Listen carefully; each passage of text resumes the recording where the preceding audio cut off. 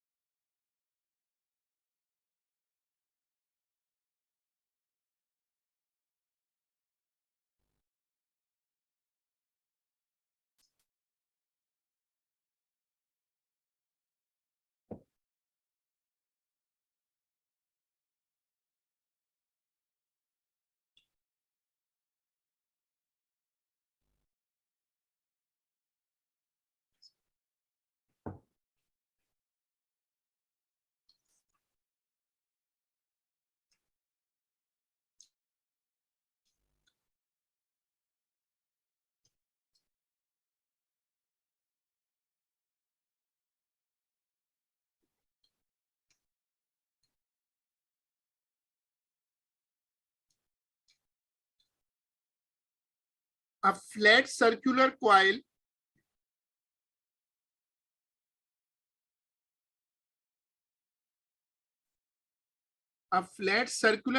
P carrying a current produces a magnetic field. When a second coil Q is placed near with its center a distance x from the center of coil P as shown, an EMF V may be induced in coil Q. ये सवाल जरा ज्यादा technical है because इसमें electromagnetism और electromagnetic induction दोनों involve हैं.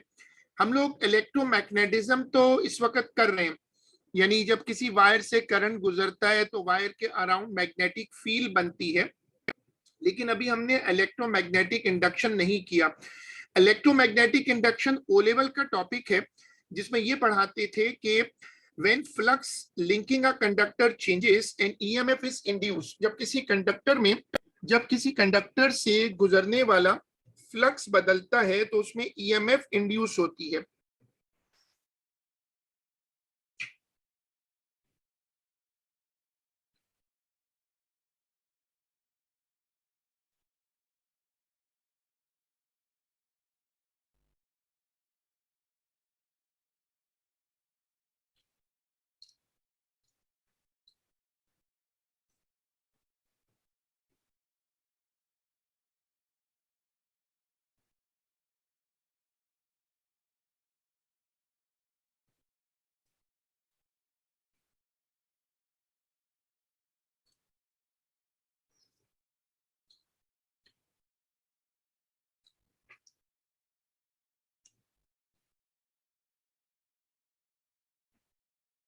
देखो यहां पर दो कॉइल रखी हुई है. जिन लोगों ने अभी ज्वाइन किए उनके लिए मैं बता रहा हूं कि नवंबर 1752 वी आर डूइंग. क्वेश्चन का ताल्लुक जो है जिन दो टॉपिक से है, एक इलेक्ट्रोमैग्नेटिज्म है और एक इलेक्ट्रोमैग्नेटिक इंडक्शन है. इलेक्ट्रोमैग्नेटिज्म का मतलब ये है, इलेक्ट्रोमैग्नेटिज्म उसका मतलब है कि जब करंट किसी कंडक्टर से गुजरता है तो उसके अराउंड मैग्नेटिक फील्ड बनती है. इलेक्ट्रोमैग्नेटिक इंडक्शन क्या होता था, ये उसका उल्टा है. यानी उसमें क्या होता है कि जब कंडक्टर्स में किसी कंडक्टर में से गुजरने वाला फ्लक्स बदलता है तो उसमें जो है वो EMF इंड्यूस हो जाती है. मतलब दूसरे केस में मैग्नेटिज्म इंड्यूस कर रहा है करंट को. ये दो कॉइलें साथ साथ रखी हुई हैं. कहते हैं it is suggested that V is related to X. V का मतलब क्या है, वोल्टेज. तुम्हें यहां दोबारा देखना पड़ेगा इस सवालों, इन क्वेश्चंस में ना तुम्हें काफी गौर से ना पहला पैराग्राफ पढ़ना पड़ेगा. V का मतलब है इंड्यूस्ड EMF. और तुम यहां आकर देखो, ये जो x है वो देखो x की ये सेपरेशन है,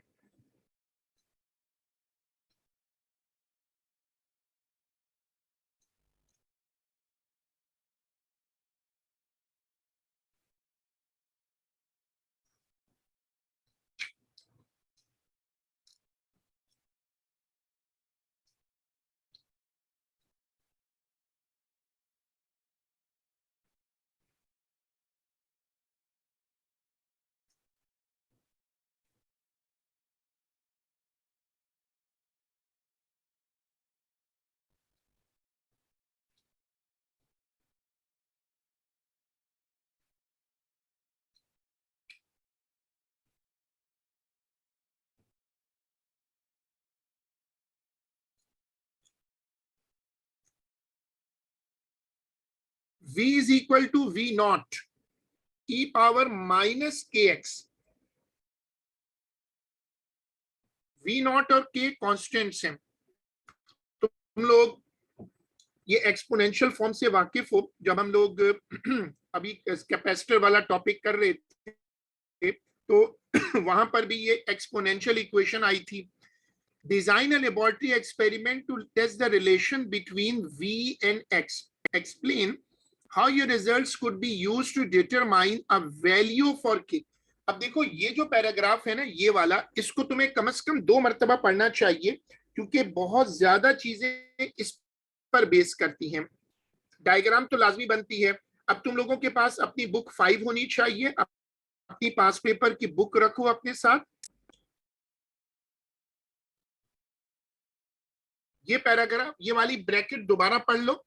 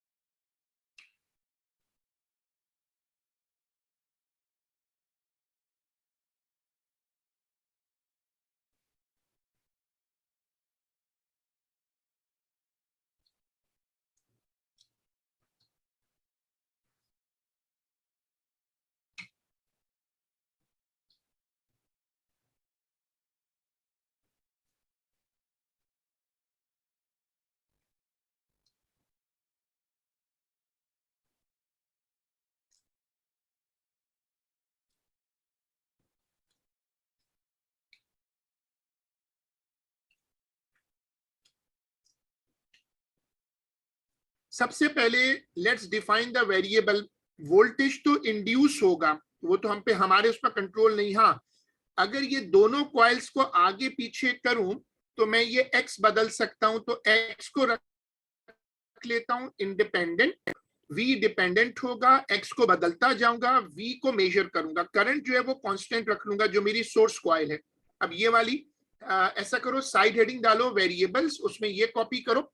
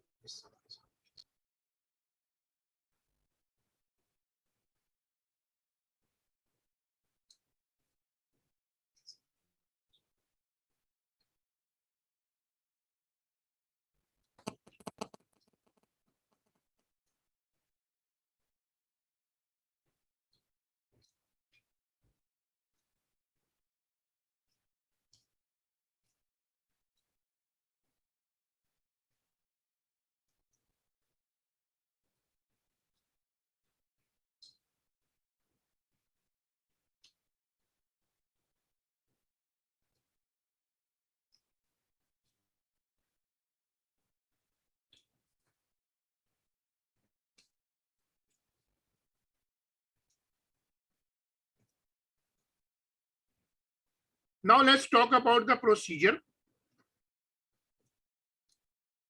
उसने दो कॉइल्स तो खुद ही बना दी हैं।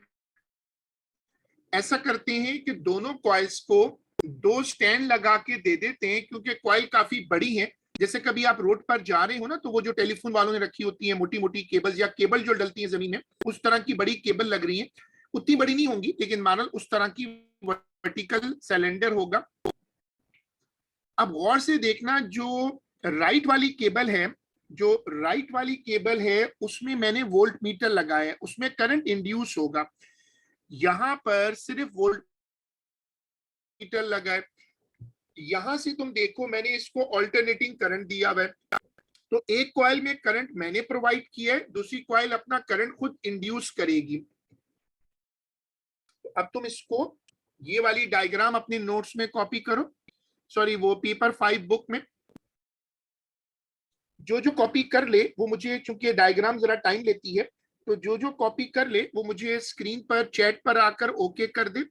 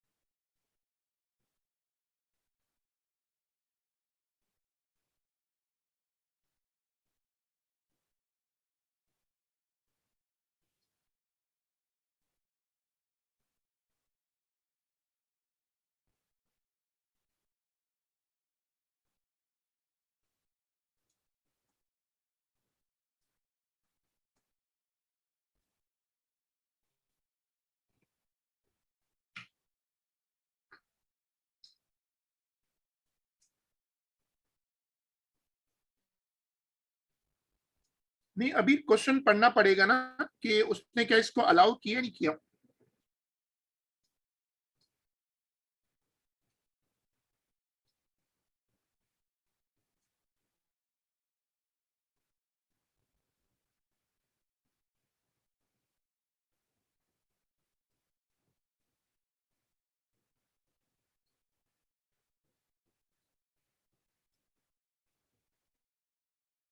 मेरा ख्याल है कि उसने जो बोला है ना, उसमें इनपुट एसी है, डीसी नहीं होगा वो। क्योंकि ये चैप्टर अभी पढ़ा नहीं है ना। अगर मैं अगर डीसी लगाऊंगा ना, तो ईएमएफ इंड्यूस नहीं हो सकेगी।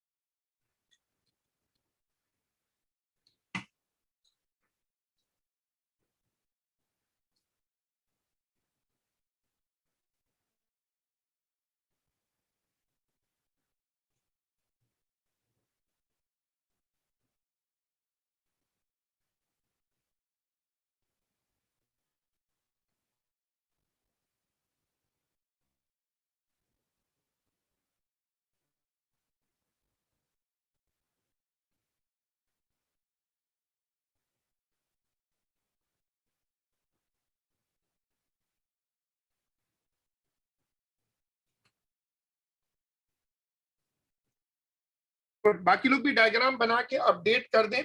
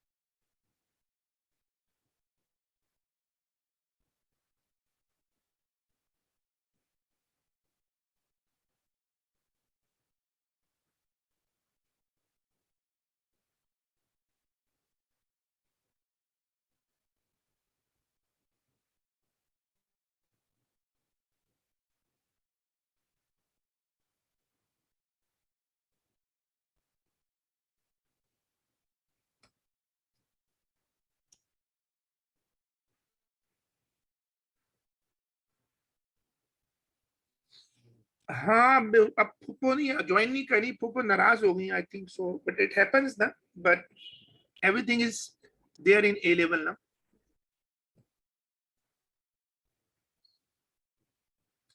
अब आप एक्स को मेजर करो, नहीं खैर ये तो अच्छी बात है, किसी का नाराज रहना अच्छी बात नहीं, वो कर्स कर देती है। एक बार याद है क्लास में कर्स हुआ था, बड़ा सख्त, सुबह सुबह का टाइम था। measure x from center of coil p to center of coil q, measure width of each coil and divide by 2 and add to separation। अब ये टेक्निकल कॉन्सेप्ट है कि कॉइल की सेपरेशन सेंटर से निकालनी है। अब सेंटर के बीच में जाना तो मुश्किल है, तो हम क्या करेंगे, दोनों तरफ से ना उसको हाफ करके ऐड कर देंगे। अब ये वाली चीज नीचे लिख लो। अच्छा, आप पहले वो लिखो, सॉरी, पहले वो लिखो जो हमारा फेवरेट सेंटेंस है, arrange the apparatus as shown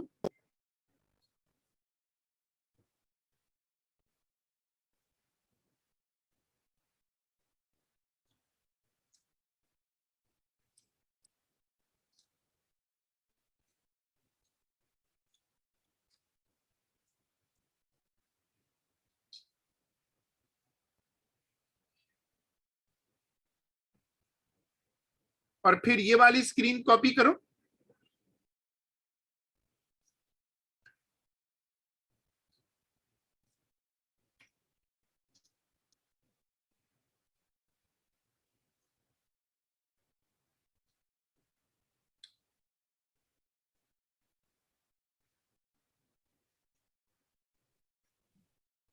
hello sir, कैसे हैं आप?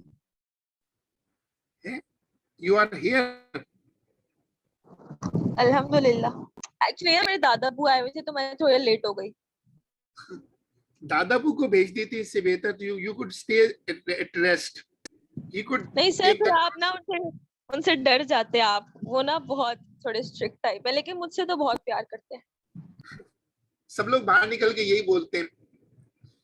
चलो अब हेडिंग, साइड हेडिंग डालो, कंट्रोल ऑफ वेरिएबल्स, और उसमें ये वाली स्क्रीन कॉपी करो। मैंने कई मरतबा बताया कि कंट्रोल ऑफ वेरिएबल के अलग से मार्क्स नहीं होते। सर एक सेकंड स्क्रीन पीछे कीजिएगा।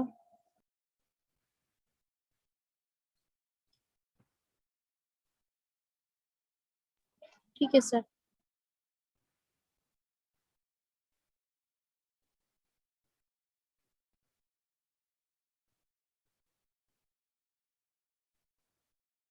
चलो अब ये वाली स्क्रीन कॉपी करो।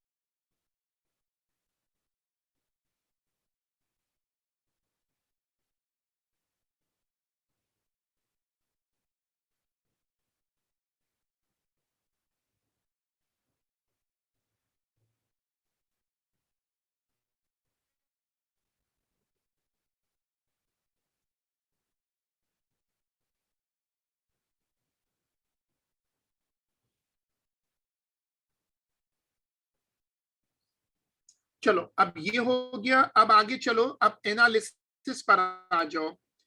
एनालिसिस में याद रखना चाहिए कि स्पेस को पार्टीशन करना है। एनालिसिस होता क्या है, उसमें करते क्या है, जो इक्वेशन तुम्हें दी होती है उस इक्वेशन को लेकर चलो, उस इक्वेशन को लेकर चलो और उस इक्वेशन को लीनियर लॉ पे रीअरेंज कर लो और फिर उसमें से y निकालो, x निकालो, ग्रेडियंट निकालो, c निकालो। एग्जामिनर को ये बताओ कि अगर इसकी स्ट्रेट लाइन बनेगी तो वो ओरिजिन से पास करेगी या नहीं। एनालिसिस बड़े जबरदस्त मार्क्स होते हैं, but if you are not a math student तो आप ये जो स्टेप्स मैं दिखाता हूँ इसको बड़े गौर से देखें। क्यों क्यूरी हो तो आप मुझसे अलग से जरूर पूछ लें क्लास में। अगर बाज़ औक़ात लोग पूछते हुए सोचते हैं कि कोई पता नहीं क्या मसला है, हालांकि लाइव क्लास में तो हर चीज पूछनी चाहिए, ऑनलाइन में जरा मुश्किल होती है। बट जब याद रखिएगा कि जब किसी सवाल में ई आता है तो उसमें सिर्फ ln को लेते हैं दोनों तरफ। चलो अब ये वाली हेडिंग डालो।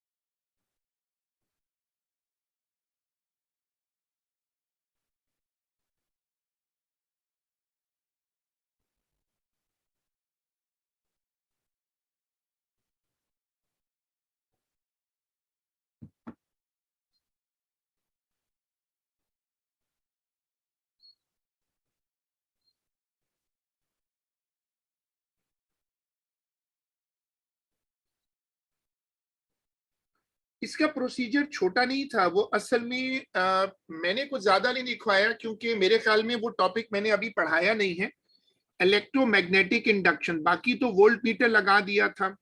तो इसका प्रोसीजर मैंने उस तरह डिटेल से लिखवाया नहीं क्योंकि ये टॉपिक अभी मुझे कराना है, इलेक्ट्रोमैग्नेटिक इंडक्शन। वैसे मैं ओरली बता चुका हूँ, मैं रिपीट कर देता हूँ। तुम्हारी बात सही है कि मुझे फिर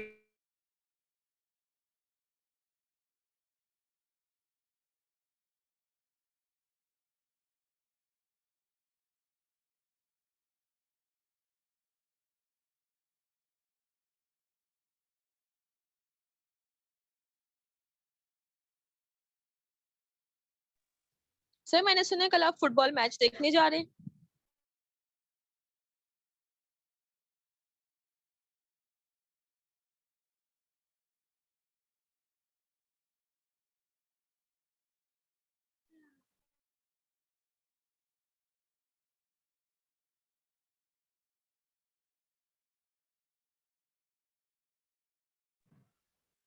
हेलो माइक टेस्टिंग 1 2 3। सर आपकी आवाज नहीं आ रही।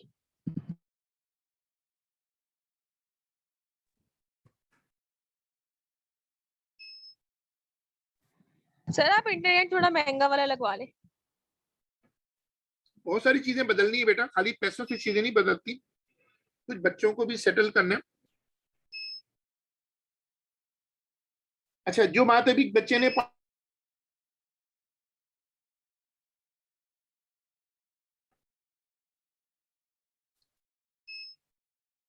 साइड हेडिंग दे दो एनालिसिस और उसमें ये वाली स्क्रीन कॉपी करो।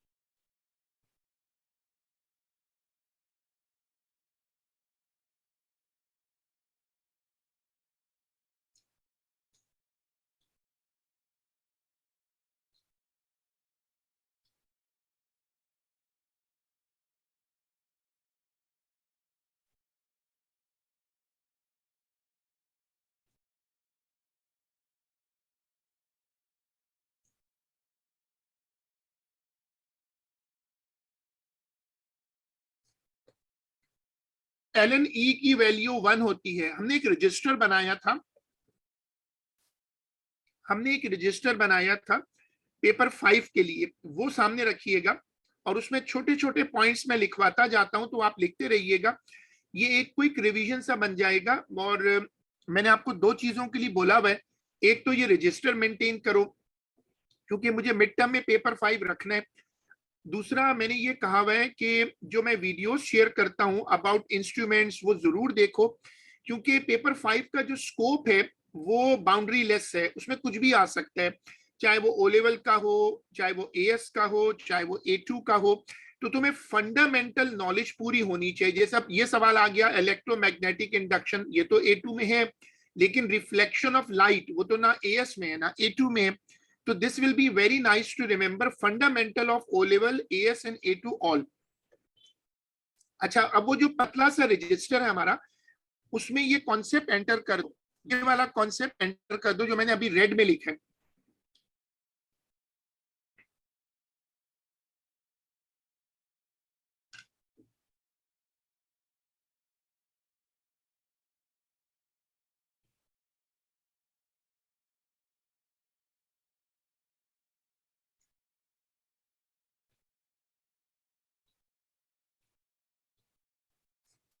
अच्छा, उसी नोट्स वाले रजिस्टर में लिखना in case of N exponential function. ये पेपर 5 में नहीं लिखवा रहा, पेपर 5 के नोट्स में लिखवा रहा हूं।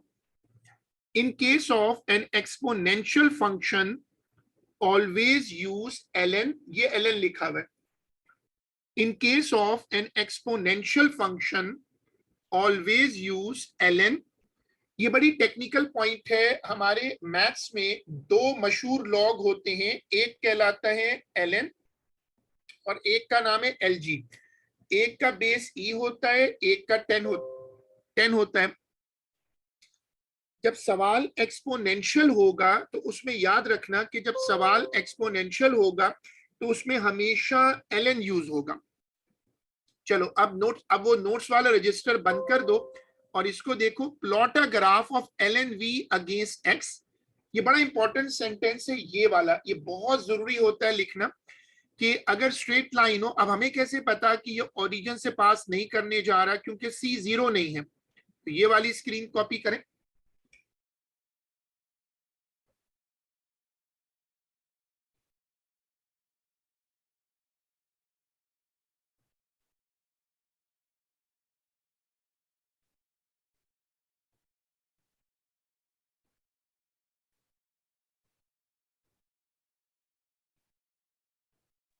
सर मुझे तो पेपर 5 से बहुत डर लग रहा है। असल में पेपर 5 भी यही सोच रहा है कि ये बच्चा जो है इसको मतलब ये क्यों ए लेवल कर रहा है सर मैं बच्चा। काफी सीरियस हूँ। बेटा हम मैंने भी जवाब सीरियस दिया है, कॉपी करो खामोशी से।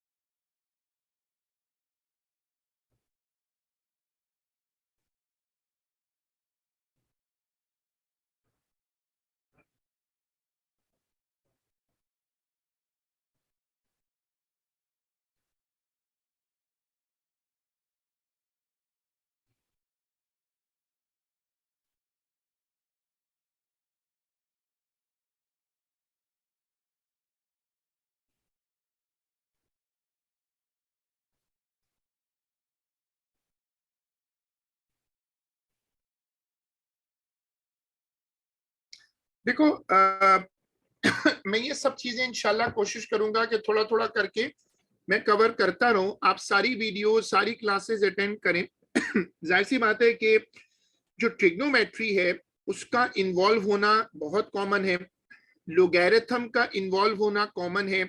ये दो ऐसे मैथ्स के फंक्शंस हैं जो हर जगह फिजिक्स में घुस जाते हैं। एक्सपोनेंशियल फंक्शंस हमारी पेपर 4 में भी हैं, तो इनसे कोई घबराना नहीं चाहिए। कोई आउट ऑफ द वे कोई चीज नहीं आती, बस ये जो लॉग तुम देख रहे हो यही आता है। But I will try my best के बीच में कोई कॉमन सा फीचर बनाकर इस पर भी कोई नोट्स बनाए जाए, ताकि ये लॉग का जो मामला है वो लोगों को सही समझ में आ जाए।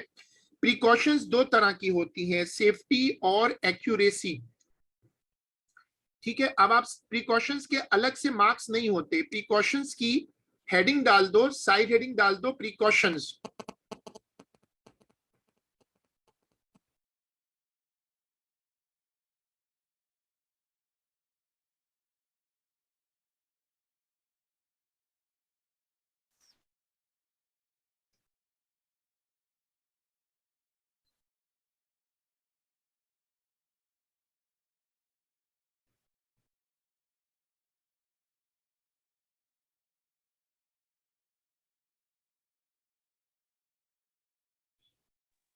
सर अगर आपकी इजाजत हो तो मैं दादा अब्बू को सी ऑफ करके आ जाऊं। बिल्कुल बिल्कुल, you can go with your दादा बू, बाय बाय।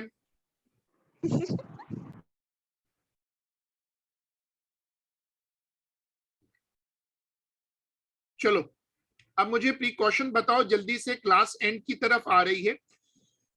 जो इस तरह के सर्किट्स होते हैं उसमें बहुत ज्यादा करंट होता है। मैंने उस दिन लाइव क्लास जब थी तब समझाया था कि इलेक्ट्रोमैग्नेट्स जो हैं वो ढेर सारा करंट यूज करते हैं, तो जाहिर है बहुत सारी ओवर हीटिंग का मसला आएगा। तो एक मसला तो यही है, और उसका सोल्यूशन ये होता है कि एक तो तारें मोटी लगाई जाए, दूसरा पॉइंट ये होता है कि तारों को या ऑपरेटर्स को ठंडा होने दिया जाए, उनको ओवरहीट ना होने दिया जाए। तो लिखिएगा प्रिकॉशंस में लिखिएगा, प्रिकॉशंस में लिखिएगा नंबर 1। देखो रियोस्टेट की वैल्यू वाली बात बिल्कुल सही है, वोल्ट मीटर तो कैलिब्रेटेड होते हैं। अगर मैं सीआरओ यूज करता ना तो उसको कैलिब्रेट करता, वोल्ट मीटर तो प्री कैलिब्रेटेड होते हैं। रियोस्टेट बिल्कुल सही है, उसको हिलना नहीं चाहिए। तो लिखो number 1, allow the operators to cool between successive trials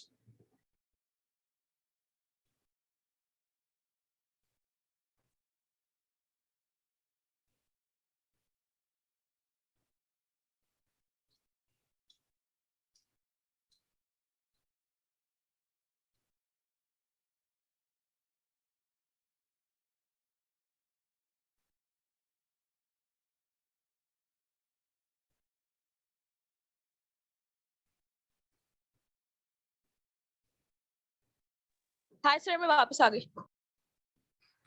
unlucky yes. चलो लिखो, allow the operators to cool between successive trials.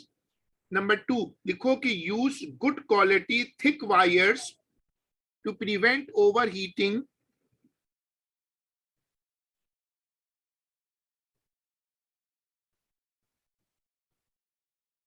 use good quality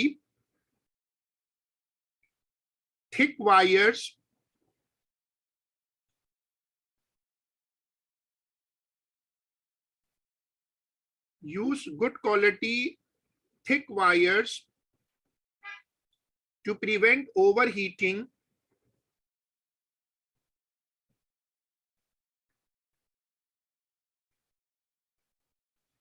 Rheostat should not move to keep the current constant. Rheostat should not move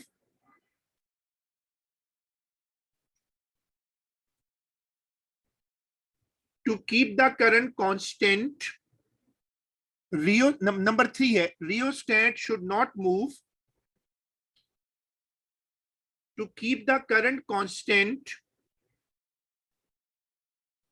next number डालो, use a metre rule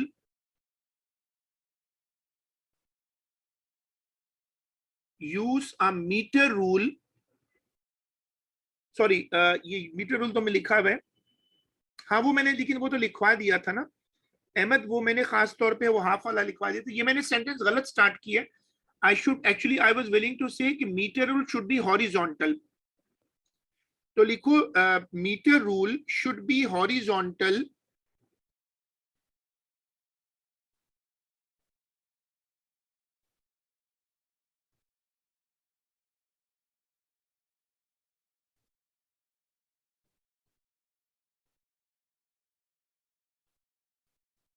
meter rule should be horizontal. Use set square to confirm this. Meter rule should be horizontal. Use set square to confirm this.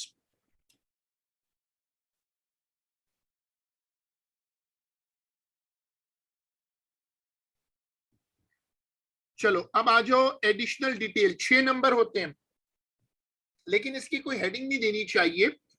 मैं इसको marking scheme से आपके लिए compare कर रहा हूं। Do not touch hot coil gloves to position, ये मुझे लिखवाना चाहिए था, हीट प्रूफ ग्लव्स। और करंट बहुत ज्यादा होता है, high frequency to produce larger induce EMF. AC, हमने एसी पावर सप्लाई लगाई है। अच्छा एक मुझसे मिस हुआ है ये वाला, इसको शॉर्ट करके लिख लेते हैं। लिखो कि use heat proof gloves, use heat proof gloves to handle the operators, ताकि आपके हाथ बर्न ना हो जाए, ऑपरेटर्स बहुत गर्म होगा। Use heat proof gloves to handle the operators.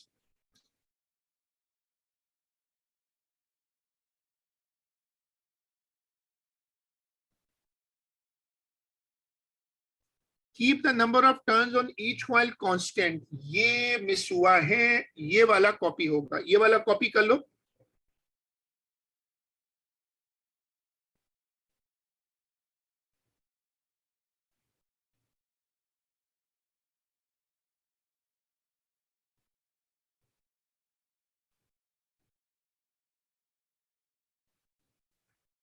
दोनों पे नंबर ऑफ टर्न्स कांस्टेंट रहनी चाहिए, बड़ा सीरियस पॉइंट है। और अगर नंबर ऑफ टर्न्स बदल जाएं तो इलेक्ट्रोमैग्नेट की पूरी वैल्यू बदल जाती है।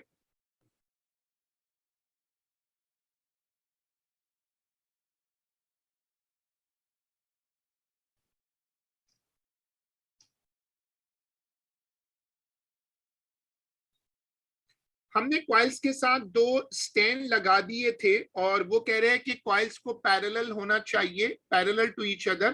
तो हमने तो ऑलरेडी स्टैंड लगा दिए थे तो वो पैरेलल हैं। वेल मार्किंग स्कीम आप सबके पास है, आप इसको साथ साथ जरूर देखें। असल कैलिबर जो है वो डायग्राम है और उसके साथ का प्रोसीजर है। वेरिएबल के बहुत अच्छे मार्क्स आप उठा सकते हैं, जो एनालिसिस होता है उसके भी बहुत अच्छे मार्क्स ले सकते हो। ये स्कोरिंग एरिया है। हम अपना ये वाला क्वेश्चन हमारा कंप्लीट हो गया।